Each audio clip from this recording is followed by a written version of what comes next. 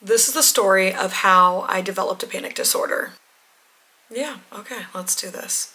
I do have my phone so I can look back at calendars and dates and all that stuff to make this as accurate as possible for you. If you've clicked on this video because you may also have a panic disorder or some sort of anxiety or clinical diagnosis, I am here to tell you that there is a light at the end of the tunnel. And for me, I didn't think that I would ever get back to normal, but about 530 days later, I feel like I am finally almost there. March 19th, 2024 was one of the worst days of my life. And I've been divorced. I have gone through some serious heartbreak, and I would do that all over again, then repeat March 19th, 2024. Long story medium, I've never had anxiety, never felt anxiety or any sort of panic in my life ever up until that day in 2024, which I was 28 at that time. So 28 years of anxiety-free living. Honestly, I'd say that I was lucky and that I am extremely blessed to even be able to say that that was my circumstance at that point. So what exactly happened March 19th, 2024? Let me tell you. I also have some video footage that I'll input. I was on a plane flying to a work trip, and unfortunately, I had one of the worst panic attacks of my life. I will say, the week prior, I was on a plane as well, doing another work trip, and on the plane ride back to Kansas City, which is where I live, I experienced for the first time anxiety, and I think it's because I felt the turbulence in a way that was a little bit more extreme than anything I've ever experienced. I've been on a plane many times up until this point, but I remember feeling the turbulence. I was by myself, which I've flown by myself, like I said, many times as well, but for whatever reason, I started to get scared, and I think it's because, unfortunately, I do have emetophobia, which is a severe fear of throwing up, and so I felt the turbulence, and I was like, ooh, that kind of made me feel a little bit nauseous. I don't like that, and I remember calling the flight attendant and being like, hey, I feel a little nauseous and a little bit anxious. Like, I would just rather stand up here with you guys if that's okay. And she was like, no, totally fine. And I was able to do that. And then I went and sat back down reluctantly and finished out the flight. I remember when I got home, I had vertigo for like 2 days, which obviously doesn't help the nausea. But I was able to overcome it. And then fast forward to March 19th, 2024, which was a week or two later from that initial incident, I had to get on a plane again to fly for work. I remember the night before just being so anxious. And like I said, I've never experienced anxiety until this experience. I remember feeling anxious and not wanting to go because I didn't want to experience potentially what I experienced a week prior. I get on the plane. I get to the airport and I am unwell. My palms are sweaty, my heart's racing, I feel not good. I go through TSA, I get in the waiting, where you're waiting to board, I'm waiting, sitting at the, what is that even called? Terminal, I think? Yeah. And I am not doing good. I'm very nervous, I'm very anxious, I'm feeling a sense of anxiousness I've never experienced before, which I think was just plain anxiety because I've never really experienced anxiety. So I remember getting my number called to board, and I'm getting on the plane, and all of a sudden I am terrorized. I am absolutely in such a mental state of fight or flight that it hit me, and it was so sudden and it was so intense. And I remember finding my seat and sitting next to an older husband and wife who had taken up the middle and the aisle seat, and so I was sitting on the window seat. And so I was like, excuse me, went and sat down, and I all of a sudden feel like I am dying. And that's the best way that I can describe it. My heart was racing. My hands had constricted. You could have been like, here's $1 million to do this, and I wouldn't have been able to do that. My hands were absolutely constricted. There was no way that I could have done this. It was so weird. It was like all of my muscles had contracted, and I literally could not open my hands. My forearms were flexed as if I'm like holding myself up on a bar or something. My face started twitching. My vision started going in and out. My, obviously, heart's racing, palms are sweaty, I'm shaking, I'm crying. I remember texting my family group chat that I have and being like, guys, I'm on a plane right now. Like, I've just boarded a plane right now and I just don't feel good. I'm freaking out. I'm having a panic attack. This is the first time I've ever had a panic attack in my life. I'm having a panic attack and I'm not doing well. And I remember my family texting back, certain individuals were like, just breathe, you know, like turn on some sort of a Spotify calming, like flight, mantra or something, white noise, chew gum. Like there were so many suggestions, which were great suggestions that were being spit my way. And then somebody responded and said, well, if you don't feel comfortable, just get off the plane. And I start freaking out even more because I'm like, they're right, I should get off the plane. Unfortunately, the plane had already started moving, so we are taxiing to then take off. And so I am just, if you can imagine the scariest thing in your life times 100, like multiply that times 100 is what I was feeling. And I'm laughing about it now because it's been 530 days, so like it's been a long time since then. In my brain, 530 days is a long time. So I remember just absolutely having the most life-altering experience on that plane is the best way that I can describe it. When I tell you I was absolutely in shambles, in more ways than one, mentally, emotionally, physically, spiritually. The flight was an hour and a half. Thank goodness it wasn't super long. I just remember that was the worst 1 hour and a half experience I've ever had in my entire life to this day. The plane lands.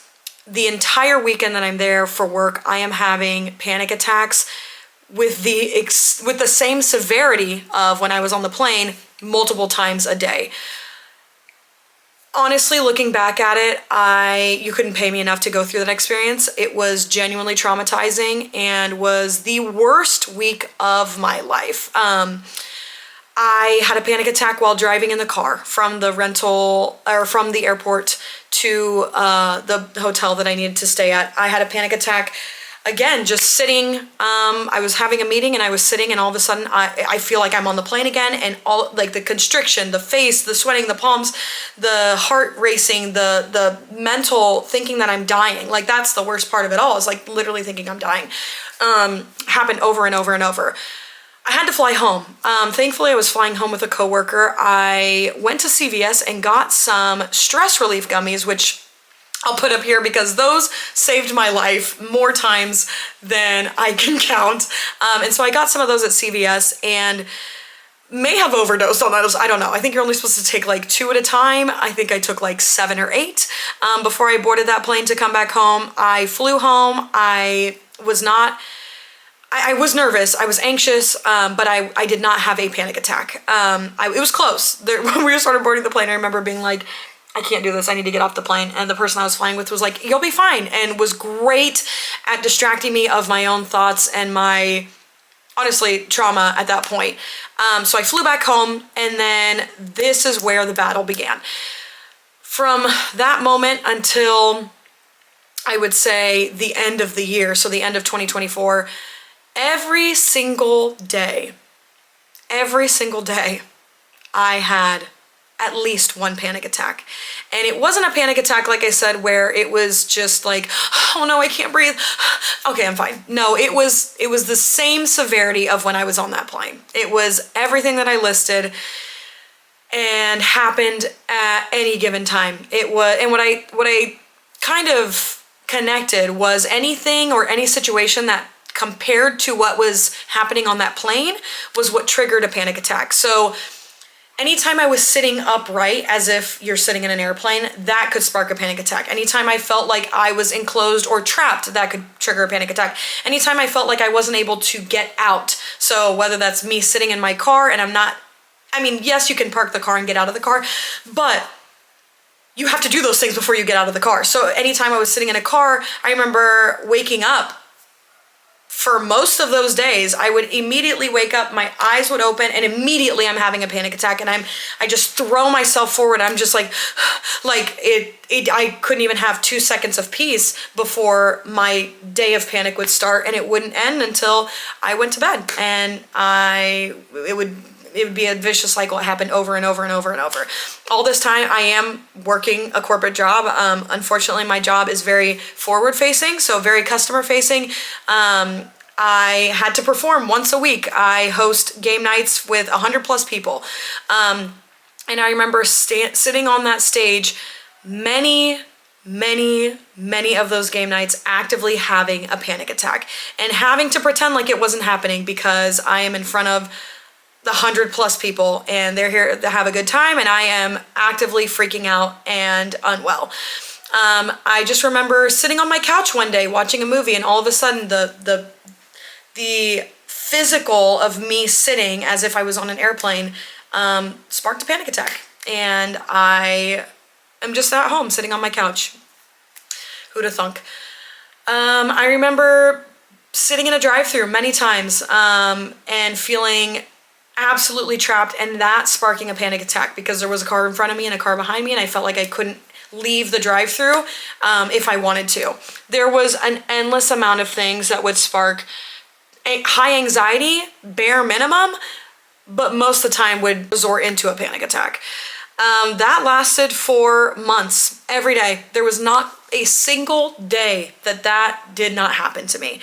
I spent about $6,000 in the year of 2024 just on mental health. That was 2 different types of therapies. That was one type of physical therapy, that was medication, and the medication being hydroxyzin, which is basically a non-narcotic of Xanax that I would take as needed. That was vitamins, lots and lots of vitamins that I introduced into my diet. That was exposure therapy, me spending money to pay to go to the car wash 3 times a week. My car didn't need to be washed 3 times a week, but going to the car wash because the car wash induced severe panic attacks for obvious reasons. You're in your car, it's loud, there's a lot of noises, sounds, you're not able to escape the car. It was a lot. It was a lot. So mentally, financially, emotionally, physically, it was a lot. And if you've ever had or experienced panic attacks or even just like generalized anxiety, it's very draining. Your body is tired all the time because you're always in fight or flight, and you're always kind of just on edge. Your body is ready for anything at that point. And that was my everyday. That was my every single day. I remember talking to therapists and just crying, as one does when they feel frustrated and like nothing's going to change and that their life has been altered in a way that is not going to ever be normal again. And them just being as loving and comforting and as reassuring as a therapist can be, helping me. I remember I had a psychologist or a psychiatrist that I worked with for a short period of time. I don't know if any of you are going to psychiatrists, but for me personally, each visit was about $300. And I saw that psychiatrist many times. It was not a great year. There was a lot of learning. There was a lot of panic, a lot of anxiety, a lot of tears, a lot of struggles, a lot of days where I just was so mentally drained. And unfortunately, I did experience, what do they call them? It's intrusive thoughts, but they're like negative. Some are suicidal, some are just negative. I did experience that for a bit of time, which was very hard. But just full transparency, I feel like that's an important note to make, that I was not only just like having these panic attacks, but I was also having very negative thoughts. I remember one day I was in the shower, just taking a shower, and I had to literally jump out of the bathroom and run out of the shower because I started having a panic attack. The water all of a sudden felt too much. The temperature was all of a sudden way too hot. The fact that the shower is a shower felt way too small, and it felt like it was closing in on me. And there was about a month there where going into the shower and showering was one of the hardest things of my day. And I feel like showering is a very easy, relaxing thing. For me, it was not in those moments. I remember just sitting in a tree because that was my exposure therapy, was just sitting in a tree, climbing up a tree that was in my backyard and sitting in that tree. I remember the first day I could only sit there for about 10 seconds and then I climbed back down. And then the next day it was maybe a minute. And then the next day it was a minute and a half until I sat in the tree for about 30 minutes and I actually did not feel anxious sitting up there. I remember I was gonna go on a trip to Vegas with my siblings, and the night before I had the most intense panic attack. I mean, I say the most, they were all very intense. I just had a very intense panic attack and I knew that I wasn't gonna be able to do it. And I texted my siblings and I was like, guys, I'm not gonna be able to do this. I'm so sorry.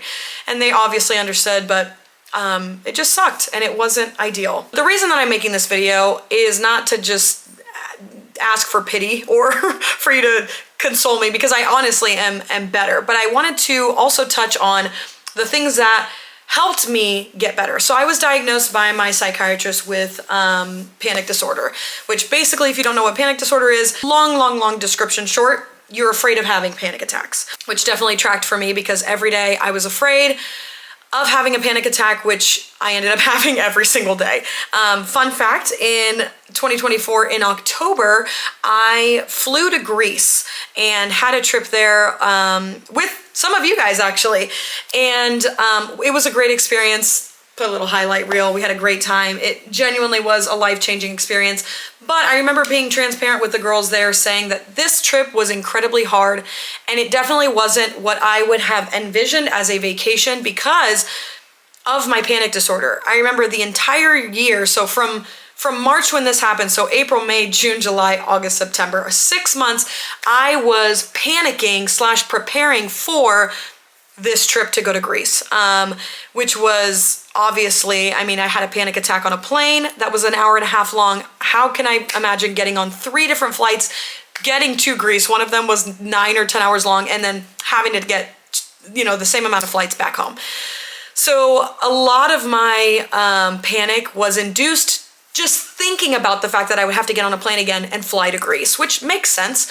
But I just remember actively wanting to change the way that my brain had rewired itself so instantaneously on that plane in that terrible day in March. I remember talking to my psychiatrist and saying, I just need drugs. I need medicine. I need medication. I need something that is going to take away this insane experience that I am having every single day. I want it to go away. I want to be medicated. That is all. Which for me tracks, because if I want something, I want it now. I don't want to wait. I don't have patience. That's one of the reasons why I don't have kids, is I literally don't have patience, which I'm working on. And I think the year of 2024 was a year that taught me patience. Wow, did I learn how to be more patient. It's kind of like ask and ye shall receive. Not that I asked to be more patient, but maybe I did inadvertently or subconsciously, and then wow, was I given the test to learn how to be more patient. My psychiatrist said that I needed to practice exposure therapy. And I was like, what the heck is exposure therapy in regards to panic? And basically she said, you need to induce panic, do those things that are hard, sit on your couch, go to the car wash, get your oil changed, do those things, go to a movie theater and sit in the movie and don't leave the movie when you have a panic attack. And which is crazy. Like, go get your nails done. Who would think that like getting your nails done would be exposure therapy? For me, honestly, anything was exposure therapy last year because of how bad it was. But I remember being like, no, I'm not going to induce panic. Are you serious? Like, that is the thing that I am most afraid of. I have had panic attacks every single day. I saw her maybe 2 months after the initial panic attack. So it's now May and I'm talking to my psychiatrist and she's like, well, you need to induce panic. And I'm like, that's the last thing that I'm going to do. So no. And she talked to me about how the hippocampus and all the things in your brain kind of work in the way that they do. And so I said, okay, I'll give it a shot. So one of my main therapies was going to massage therapy. And this wasn't just like your regular massage therapist where they're like, do arms, legs, neck, head, then they're done. It was one that was very intuitive. She actually works with your lymphatic nodes and is it called nodes? Anyways, works with the body in a way that is very different than a traditional massage therapist. My sessions would be anywhere between 60 minutes to 90 minutes. And I remember just laying on that bed in shambles. Like I couldn't even lay on the bed. I was shaking. I was crying. I remember the first time I went in there, I had to sit up for a second and I was like, I am having a panic attack right now. I cannot lay back on this bed. And I would do that every other week for about 4 or 5 months. And doing that, inducing the panic, whether it was at the massage place, whether it was getting my nails done, whether it was sitting on my couch, whether it was as soon as I wake up in the morning and I'm having a panic attack, instead of just cuddling myself with blankets and throwing my head back on the pillow and just desperately trying to fall back asleep, it was me sitting there and just going through the motions, my hands cramping, my palms sweating, my legs shaking, my face twitching, I was crying. Like it was going through all of those things and being able to come out of it, and not trying to alter my state in any way, shape, or form by removing myself from the situation that induced the panic, if that makes sense. I got on a daily regimen of vitamins. I took iron, magnesium, L-theanine, GABA, daily supplements, probiotics, prebiotics, because a lot of your gut health has to do with anxiety. I was taking so many vitamins that you would have thought that I was in my 70s with how many vitamins I was taking. I feel like I could keep going on and on about the things that I did last year, but I want to kind of fast forward to 2025. After I got home from Greece, my anxiety significantly decreased. I think I had done the hardest thing to date in terms of exposure therapy back in October, and I finally felt like I had conquered a mini mountain of the large mountain that was my panic disorder. Since then, I have had panic. I have had anxiety. The panic attacks that I've had have been very few and far in between. Since October of 2024 to today, with it being September 2025, I've maybe had a total of like 3 or 4 panic attacks. And I don't take panic attacks lightly. The word panic attack, I mean, I'm dying. Like I feel like I'm dying. You're not obviously dying and you cannot die from a panic attack, but internally I felt like I was dying. Exposure therapy has been something that has genuinely saved my life. I've been doing it almost every single day, and obviously the exposure is now harder to do because I have come so far. Now going to the car wash, getting my nails done, sitting on a bed, going to the movie theaters, none of that really affects me. But sometimes driving for long periods of time, whether that's 4 hours, whether that's me going in Kansas City, there's a streetcars, which is basically like a public transportation bus that follows a rail system. Whether that's me going on there by myself and sitting there for 30 minutes, knowing that I'm gonna feel anxious, but that I need to ride that wave of anxiety. If you experience any panic disorder, generalized anxiety, anything like that, know that, like I said at the beginning, you can overcome that. It is not easy. One of the main podcasts that I listened to back when I was experiencing that was this one right here. Genuinely, his content is life-changing. It is so empowering. It is challenging. He tells you that you need to go and experience the panic.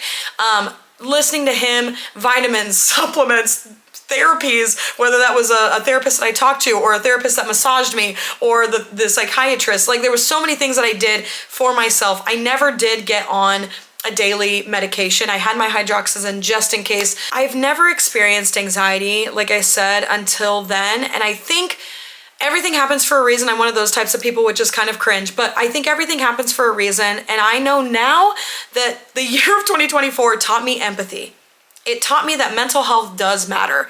It taught me that patience is a virtue. It taught me that doing hard things is actually for your benefit and will actually help you grow instead of what I thought was the opposite, which would make me less than adequate, not feel like I could grow. Anxiety sucks. I hope that I never experience that again, but I don't think that I will because of how far I've come and the tools and the emotional resilience that I have to be able to get through a panic attack, to be able to feel anxiety and know that it's not going to hurt me, kill me, or change my life exponentially anymore. I wish I could give you a hug if you're experiencing anxiety or panic or any of that, because it really was one of the darkest times of my life.